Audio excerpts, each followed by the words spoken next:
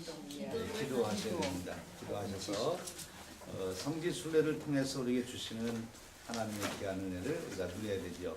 성지 순례 하는 분들이 굉장히 많습니다. 그렇죠? 그분들이 다 그런 좋은 기대를 가지고 이제 가시는데 이미 예수님 이 땅을 떠나신 후부터 시작해서 초기 교회들부터 해서 이 성지 순례는 계속 지금까지 이루어졌지요. 제일 크게 성지 순례의 붐을 일으킨 사람이 누구라고 했죠? 컨스탄틴 황제의 어머니가 되시는 성 헬레나라고 하는 분, 그분이 성지 순례에 아주 붐을 일으키신 분입니다.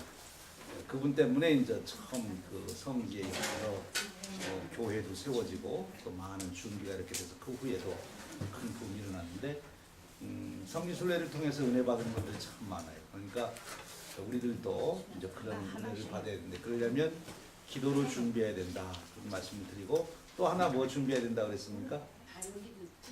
예, 지식을 준비해야 된다.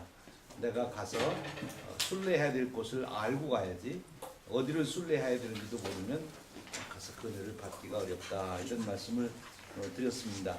그리고 제가 지난 시간에 숙제를 드린 게 있는데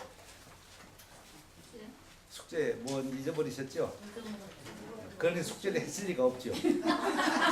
숙제가 뭔지도 모르니까. 예. 마가복음 아니 마태복음하고 누가복음. 예. 근데 몇 번 읽으면 자꾸 잊어버려요. 예.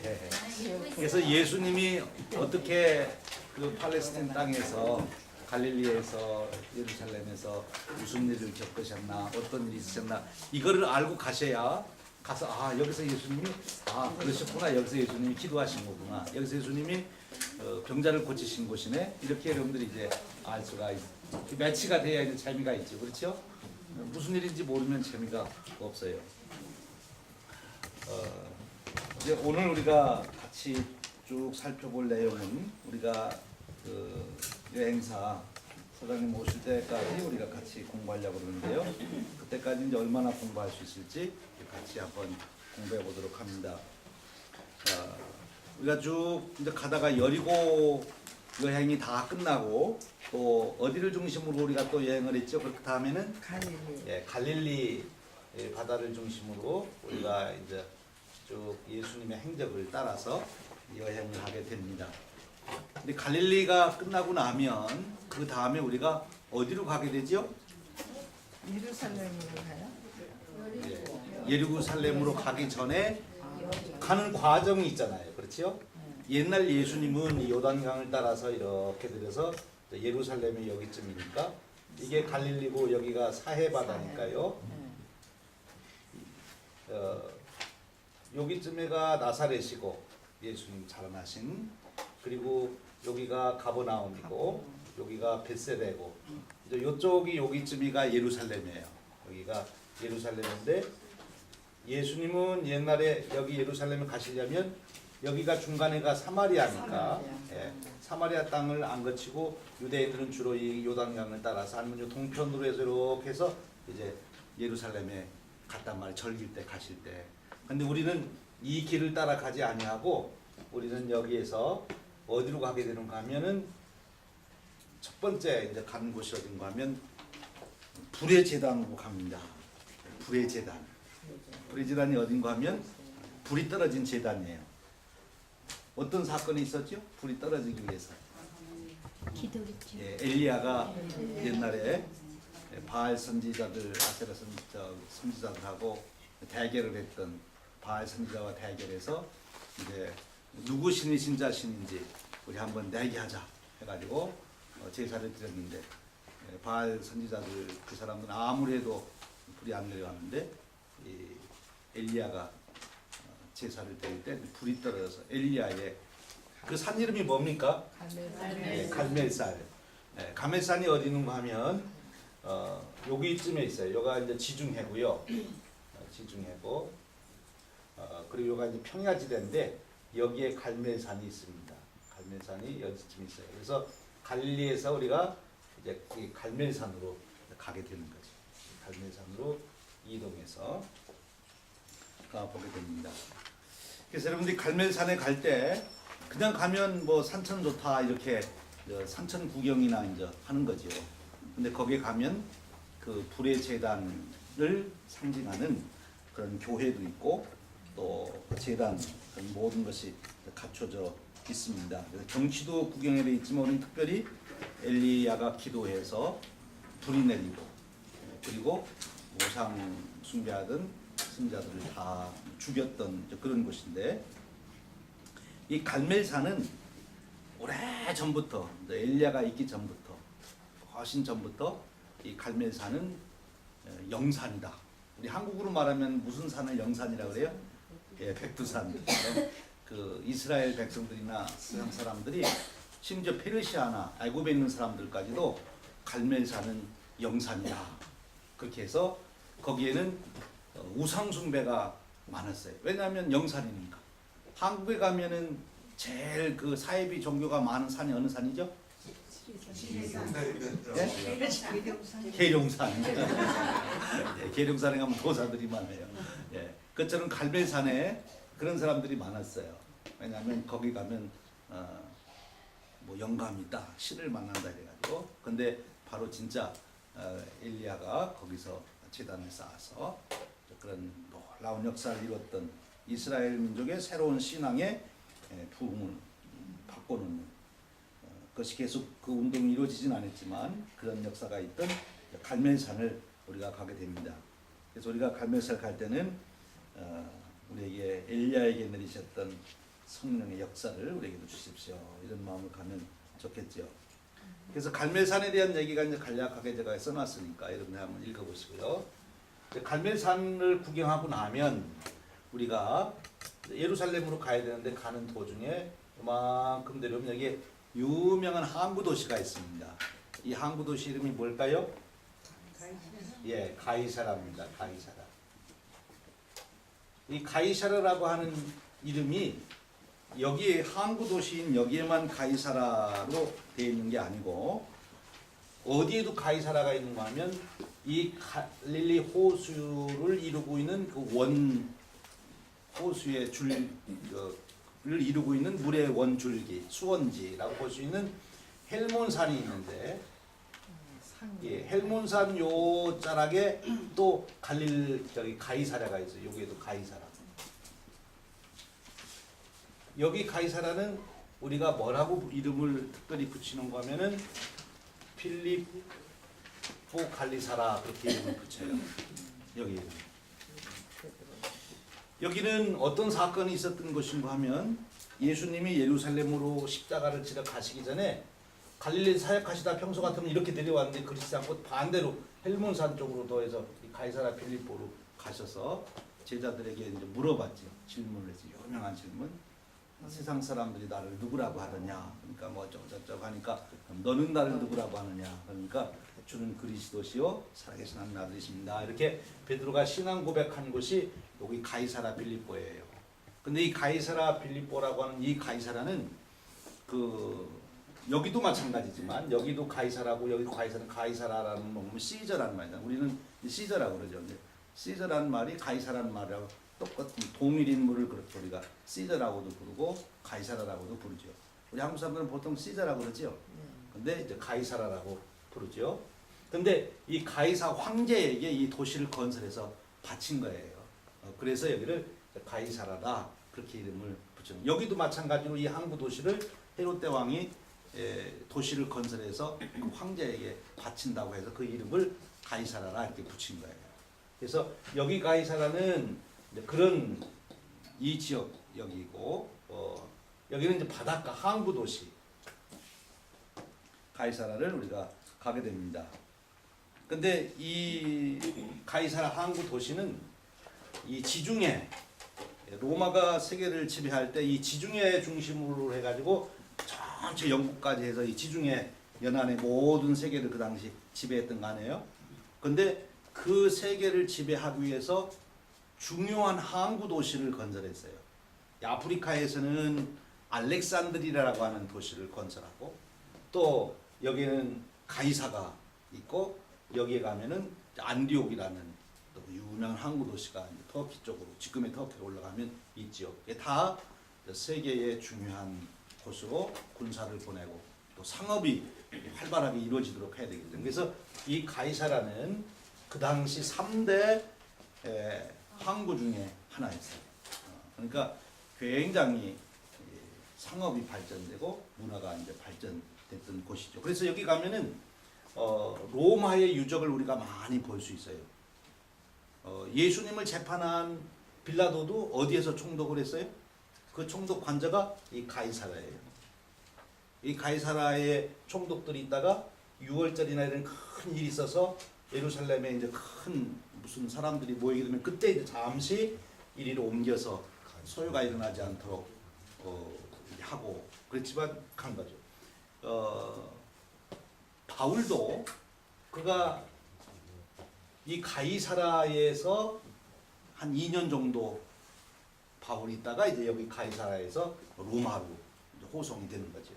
그러니까 바울이 2차 선교 여행 끝나고 가이사라를 통해서 이제 여기 예루살렘에 왔는데 예루살렘에서 복음을 전하게 되니까 유대인들이 바울을 잡아 죽이려고 그러니까 그 당시 이제 천부장을 통해서 구원해내 가지고 이 바울을 예루살렘에 두면은 도저히 지킬 수가 없으니까 어디로 보내요?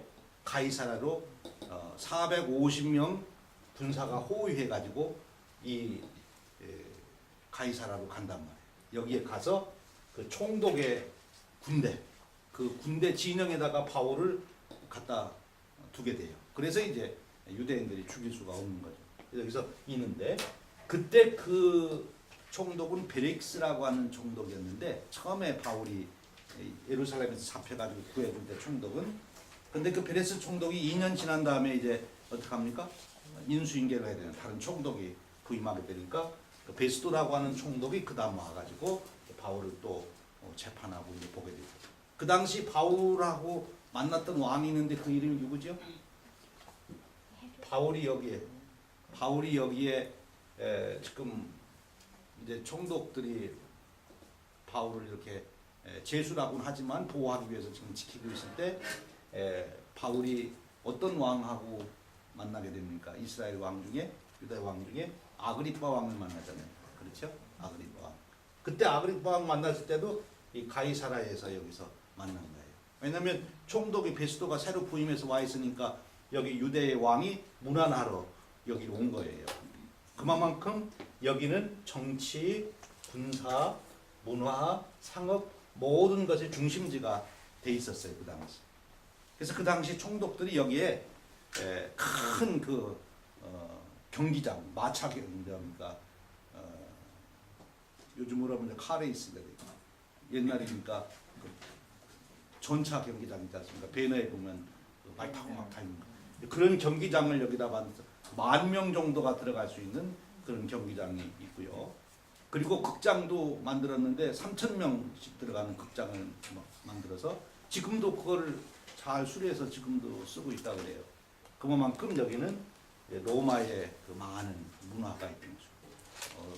이 도서관도 굉장히 큰 게 있었죠. 알렉산드리아 도서관, 여기 도서관, 에베소 도서관이 아주 유명한 도서관인데 당시에 이 가이사라에도 아주 굉장히 큰 도서관이 있었습니다. 그래서 여기는 학문적으로도 굉장히 발전된 그런 거죠. 거기에 우리가 가서 보게 될 겁니다. 거기에 가면 예수님을 재판한 빌라도가 있었던 또 바울이를 재판했던 총독 베릭스나 베스도가 있었던 그런 것을 생각하게 되고 거기서 바울이 총독 앞에서 담대하게 복음을 변증했던 그런 것들을 우리가 한번 생각해 볼 수 있겠죠. 그런 유서 깊은 곳입니다. 이 가이사라가 그 후에도 이제 여러 정치 변화, 뭐 로마가 망했다가 또 그 후에 비잔틴 시대에 또 굉장히 문화가 발전됐다가 또 오스만 터키 그 이슬람권이 또 이쪽을 정복하게 되니까 또 망했다가 뭐 등등 하지만 계속해서 그런 문화를 간직하는 곳이죠. 그 다음에 이제 우리가 가는 곳이 어딘가 하면 이 가이사라를 통해서 쭉 가다 보면 예루살렘 가까이 가게 되죠. 그렇죠? 그래서 예루살렘에 들어가기 전에 예루살렘 근교에서 이제 한 곳을 가보게 되는데 거기가 엠마오라는 데입니다. 엠마오는 어떤 일이 있었던 곳이죠? 예수님이 제가 부활하셔서 났는데 제자들을 만나. 예, 예수님이 부활을 하셨는데 그걸 모르고 제자들이 실망하고 다 흩어지는데, 우리는 성경에 보면 도마라고 하는 제자만 제일 의심한 걸로 알고 있는데 도마만 의심한 게 아니고 이 엠마오로 내려가던 두 제자, 한 사람은 글로바라는 사람인데 또 한 사람은 글로바 친구가 뭐 되겠죠. 이 두 제자가 예수님이 부활한 줄도 모르고 이제 자기들은 실망해서 내려가는 거거든요. 근데 그 예루살렘에서 여리고로 이렇게 이제 가는 도상에 한 동네가 이제 엠마오라는 그런 곳이다 하는 건데, 이 엠마오가 어딘지는 사실 정확하게 몰라요. 그런데 성경에 나와 있는 말씀들을 근거로 이렇게 추측을 해볼 때 예루살렘에서 11km 내지는 31km 정도 떨어진 그 어간에 있는 도시일 거다. 왜냐하면 그 성경 번역본에 보면, 성경 사본에 보면 어떤 성경은 11km 정도의 거리를 얘기한 데도 있고 예루살렘에서 떨어진 곳이, 어떤 데는 31km 정도 떨어진 곳이라고 그렇게 한 사본도 있어요. 그래서 학자들은 이제 넉넉 잡고 11 내지는 31km 정도 안에 있는 동네일 것이다. 근데 이 엠마오라는 말 자체가 어떤 뜻이 있는가 하면 온천이라는 뜻이 있다는 거죠. 그래서 그러면 예루살렘에서 11km 내지는 31km 안에 있는 동네 중에 이렇게 온천이 나오는 그런 동네가 어딜까 이렇게 찾아보는 중에 요즘에 이제 우리가 방문하는 그곳이 여기일 것이다 학자들이 이제 추측을 하고, 그 엠마오 거기에 이제 교회를 세우고 해서 우리가 그곳을 방문하게 됩니다. 그 엠마오로 내려가던 두 제자 함께 동행해 주신 예수님 생각하면서 성경 공부반은 다른 쪽으로 가세요. 엠마오로 가는 그 두 제자의 마음이 어땠을까?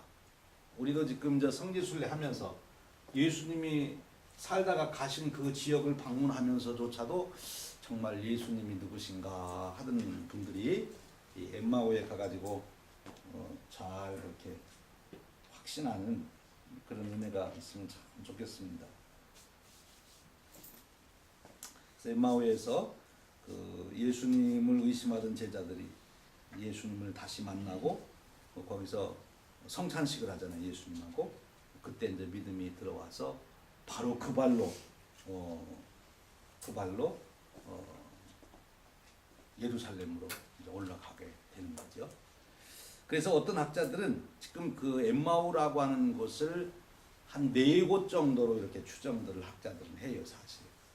근데 저녁 식사를 하고 나서 바로 그 밤에 올라갔다. 그러면 11km 정도 떨어진 곳이 아닐까 이렇게 생각을 하는 거죠. 31km면은 단숨에 걸어가기는 조금 멀지 않겠나 하는 생각도 하고, 그러나 또 이제 다른 정황으로 보면은 31km쯤 떨어진 곳이 더 맞을 것도 같다. 또 그런 증거도 있고, 그래서 지금 우리가 가는 곳은 이제 그런 것에 근거해서 여길 것이다고 하는 그곳에 가게 됩니다.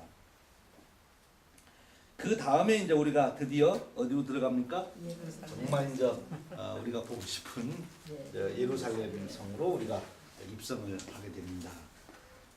예루살렘은 여러분들이 뭐 굳이 설명 안 드려도 늘 교회 나와서 제일 먼저 들은 지명 이름이 예루살렘이니까 예루살렘에 대한 얘기는 이런저런 지식으로 여러분들이 많이 있으실 거예요.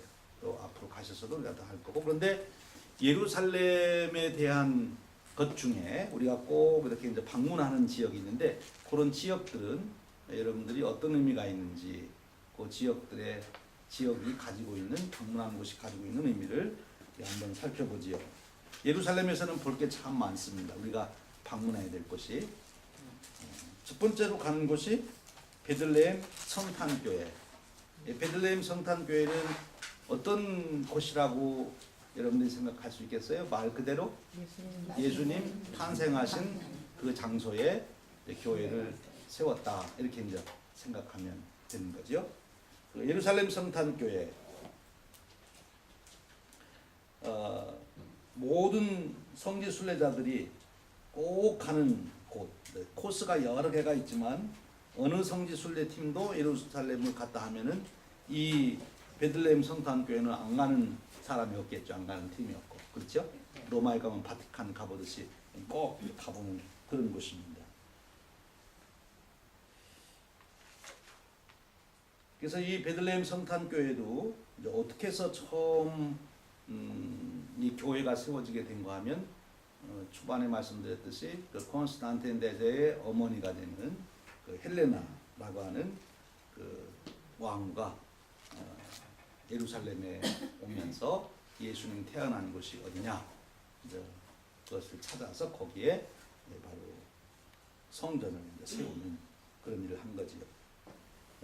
두 번 45페이지에 가보면 세 번째 패러그래프에 최초로 이 장소에 성당을 세워진 것은 콘스탄틴 대제의 모인 성녀 헬레나에 의해서였다. 그리고 그 다음에 서기 135년 베들레헴의 동굴 위에 로마의 아도니스 신을 위한 신전이 세워졌다. 이런 얘기를 제가 여기 써놨는데요. 제가 자료를 보니까 이 로마의 황제가 이 기독교인들을 박해하기 위해서 바로 그 예수님이 태어났다고 하는 여기 베들레헴 동굴이라고 하는 건 뭔가면 예수님이 이제 태어나가지고 우리는 마구간에 태어났다 그랬는데 그 얘기를 쭉 그 예수님이 태어나서 그러면 그 다음에 어떻게 하셨나, 계속 마구간에 있었나 이렇게 볼 때 그러질 않고 그 이동을 했다는 거예요. 근데 어디 간 거면 동굴로 가셨대요. 동굴로 가서 거기 있을 동안에 동방 박사들이 예수님 태어나고 한참 후에 이제 왔잖아요. 그렇죠?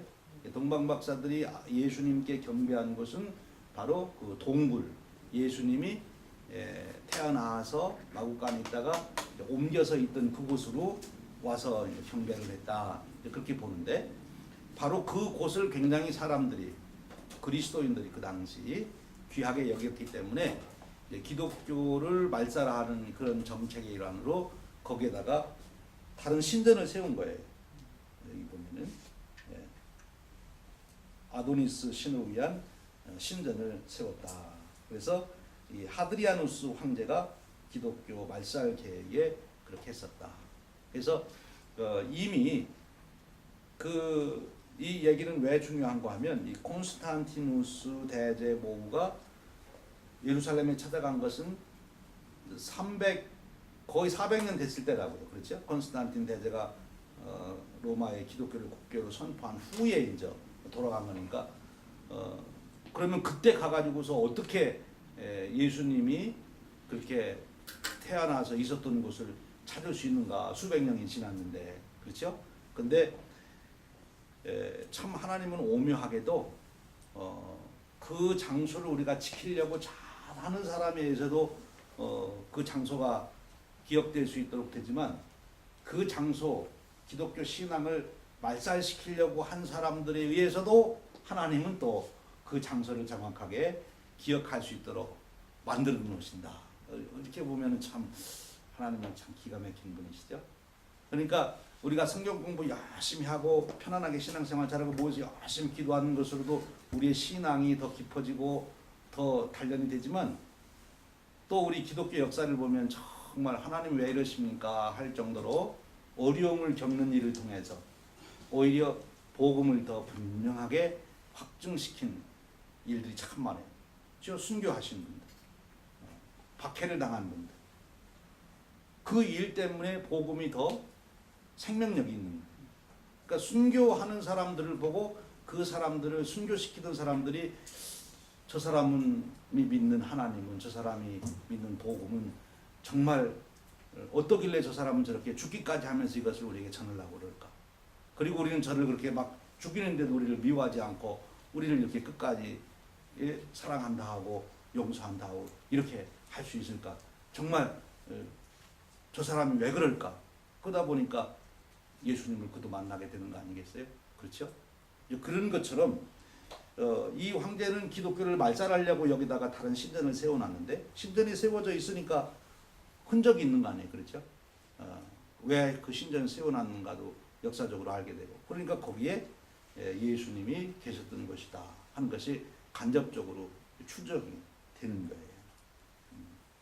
그래서 이제 그 예수님이 정말 태어나서 있었던 것과 처음 태어나서 바로 있었던 것이 어디냐 이런 거 찾을 때 예수님 아버지가 야 여기는 귀한 장소니까 앞으로 여기를 잘 표시해 놔가지고 후에 오는 사람들이 예수 믿으면 와서 여기 순례하면서 은혜를 받게 되겠다 그런 짓은 안 했잖아요. 그런데도 이런 일들이 있는 거죠.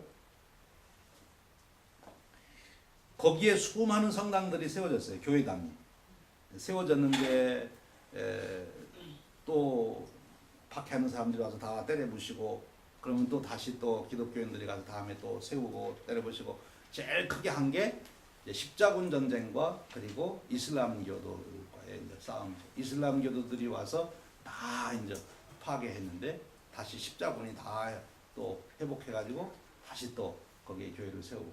그래서 이제 우리가 가서 보는 거는 이 성령 헬레나 때 세워진 그런 것은 이제 우리가 찾아볼 수가 없고요. 그 후에 세워진 그런 교회를 우리가 보게 되는 거죠. 여기 보면은 현대 성당은 565년 유스티아누스 1세 황제 때 재건된 것이다. 이것만도 굉장히 오래된 거죠. 그렇죠? 지금부터 1500년 전 건물이니까 굉장히 오래된 거죠. 근데 이 예수님 탄생 교회, 베들레헴 예수님 성탄 교회는 특이한 게 뭔가면 현재 그 교회를 소유하고 있는 소유권이 누구에게 있느냐? 이 세 교단에게 있어요. 교파에게. 로마 캐톨릭, 그리고 그리스 정교, 그리고 아르메니아 사도교회. 우리 기독교 역사에 보면 이제 초기 교회가 오다가 동방교회, 서방교회, 이제 동로마, 서노마 나눠지잖아요. 그래서 이제 동로마도 그리고 서노마는 이제 결국 캐톨릭이죠. 동로마는 동방교회. 그리고 여기 보니까 아르메니아 사도교회도 이제 그 후에 분파됐는데 거기도 같이 소유권을 현재 가지고 있습니다. 그래서 이 성탄 교회는 제일 유명한 게 뭔가면 성탄 미사가 제일 유명해요. 왜냐하면 이 성탄 교회에서 드리는 미사를 예배를 성탄절 예배를 전 세계의 방송국들이 다 방영을 하니까 그렇잖아요. 성탄절 예배 제일 의미 있게 드릴 수 있는 곳이 어디겠어요? 예수님 태어난 데서 드려야지. 그렇죠? 이왕에 성탄절 예배를 잘 드리려면 예수님 태어난 데 가서 예수님 태어난 그 감사하고 축하하는 예배를 드려야 되지 않겠어요? 그러니까 방송국에서 세계 여러 교회 성탄절 예배를 방영한다면 어디를 할까? 예수님 태어난 데 가서 해야 되겠죠, 당연히. 그래서 여기에서 드리는 성탄절 2부 예배가 이제 전 세계에 이제 방영이 되는데, 근데 여기는 성탄절 예배가 한 번만 있는 게 아니고 세 번 있어요. 물론 횟수로는 더 많아요. 7시에 하고 자정에 하고 이렇게 하지만 날짜를 보면 세 번. 왜냐하면 이 교회가 세 개니까 캐톨릭도 있고 동방교회도 있고 그리고 아르메니아 사도교회도 있고. 근데 왜 세 번인가 하면 성탄절이 다 달라서 그래요. 그러니까 로만 캐톨릭 계열인 우리 개신교까지도 우리는 성탄절 하면 현재 우리가 가지고 있는 달력에 12월 25일. 그런데 동방교회는 12월 25일이 성탄절이 아니에요. 동방교회는 1월 7일이고 그리고 아르메니아 사도교회는 1월 19일이 성탄절이에요. 이거는 이제 계산하는 방식이 달라서 그래요. 이 성탄절 지키게 된 것이 예수님 태어나자마자 그달부터 생일 적어놓고 그 따라서 지킨 게 아니거든요. 예수님 승천하신 후에 다 은혜 받고 그러다가 후에 이제 초대교회 사도들 시대가 끝나고 그 후에 가서 사람들이 이 성탄절을 지키는 그런 절기로 만들기 시작한 거거든요. 그러니까 그러면 어느 날을 정할 거냐 하고 계산하다 보니까 이렇게 됩니다. 예수님 태어난 연도도 지금 우리는 현재 우리 계산으로 하면 2017년 전이어야 되는데 후에 이제 학자들이 다시 계산해 보니까 그 계산 잘못했다. 그 연도 계산을. 그래서 지금보다 더 4년 더 가서 원래 하면 얼마지? 그러니까 2021년이라고 해야 맞는다. 그런 설을 내놓기도 한 거예요. 그러니까 예수님이 태어났을 때 바로 그때부터 우리가 잘 적어놓고 생일 지키자 했으면 그런 일이 없을 텐데 예수님이 성탄절은 그 후에 이제 지키기 시작했으니까요. 그 다음에 이제 우리가 가는 교회가 목자들의 들판 교회입니다. 이름만 들어도 여러분들이 무슨 얘기인지 아시겠죠? 예. 성지순례를 방문하는 분들이 헬레나와 같이 그곳에 가서 예수님이 태어날 때 있었던 일, 또 예수님이 사역을 하시면서 있었던 일 중에 정말 귀하고 의미 있는 일이 무엇일까 하는 걸 생각하는 중에 그런 의미가 있다고 생각하는 곳에 가서 다 교회당을 지은 거예요. 그래서 이 목자들의 들판 교회는 뭐 하겠습니까? 목자들이 천사들로부터 너희를 위해서 메시아가 태어났다. 가서 경배해라. 그 소식을 들었던 그곳이 너무 귀하다. 그렇잖아요? 하나님의 음성을 듣고 천사를 통해서 하나님의 메시지를 받고 뜻을 분별했던 곳이니까. 그래서 그곳에 들판인데 여기 보니까 베들레헴 동쪽으로 약 2km 지점에 있는 보아스의 들판이라고. 왜 보아스의 들판이라고 그랬을까요? 보아스 하면 생각나는 사람이 있습니까? 예, 보아스가 누굽니까? 룻의 남편이 되는데 내려가면은 그게 누가 되죠? 다윗의 누굽니까? 증조 할아버지. 예, 더 내려가면 예수님의 이제 할아버지가 되잖아요. 할아버지 이렇게 되잖아요.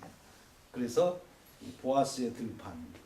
그러니까 목자들에게 천사들을 통해서 하나님이 이 메시아가 나왔다 할 때도 어디서 그거를 선포하면 좋을까? 하나님 생각하시다가 예수님의 조상이 되는 보아스 할아버지 땅에서 그때 보아스가 가지고 있던 그 들판에서 천사들이 나타나서 선포하도록 해야 되겠다. 그러셨는지도 모르죠. 그렇죠? 그래서 보아스 들판이고 그리고 거기에서 목자들이 이제 하나님의 음성을 듣는 거예요. 그리고 이런 그 중요한 신앙 사건이 일어나는 곳에 이제 교회를 세우는 사람들 중에 제일 열심히 세운 사람들이 있는데 거기 보면 그 캐톨릭의 프란체스코라는 게 있어요. 여러분 잘 아시죠? 성 프란시스. 예, 성 프란시스가 하나의 그 수도회를 이제 만들게 되는데 그 수도의 수도사들이 자기들이 예수님을 닮기를 원하고 그 신앙에 더 깊어 들어가기를 원하는 그런 이제 간절한 소원을 가지고 신앙의 길을 가는 거 아니겠어요?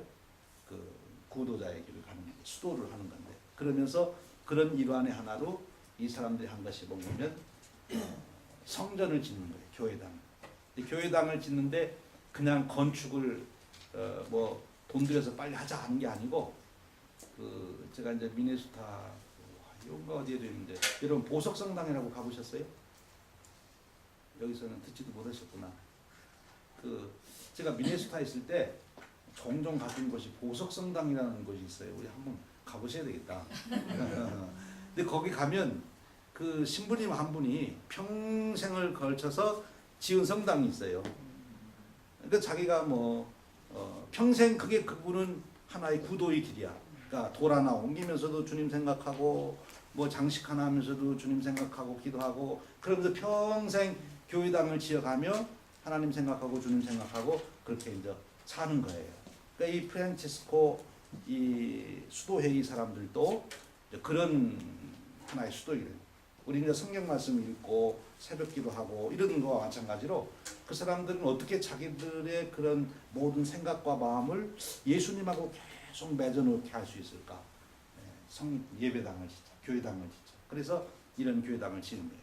그래서 많아요. 이 프란치스코 이 수도사들이 성지에 이렇게 세운 교회들입니다. 우리는 가서 이제 구경하면서 내려봤지만 이 사람들은 하나하나 지으면서 그러니까 예수님 생각하며 짓는 거죠. 그러니까 참 한 거죠. 그래서 이제 지은 겁니다. 예수님이 마국간에서 나와서 계시던 곳, 동방박사들이 와서 경배했던 그곳이라고 생각한 동굴 위에다가 짓게 되었다 하는 거죠. 그 다음에 이제 우리가 방문하는 곳이 목자들의 들판 교회를 보게 되고, 이제 우리가 올리브산을 가게 되는데요. 그 이스라엘도 그렇고 그리스도 그렇고 그쪽으로 가면은 올리브가 굉장히 많잖아요, 그렇죠? 이스라엘도 역시 마찬가지로 올리브가 많고, 우리가 그 여리고를 방문하면서도 이제 올리브가 굉장히 많은 것을 볼 텐데, 이 예수님께서 어디서 승천하셨냐? 이 올리브산에서 승천하신 거예요. 그래서 이 올리브산은 예수님의 여러 중요한 성경에 나오는 이야기들이 올리브산에서 많이 이루어졌어요.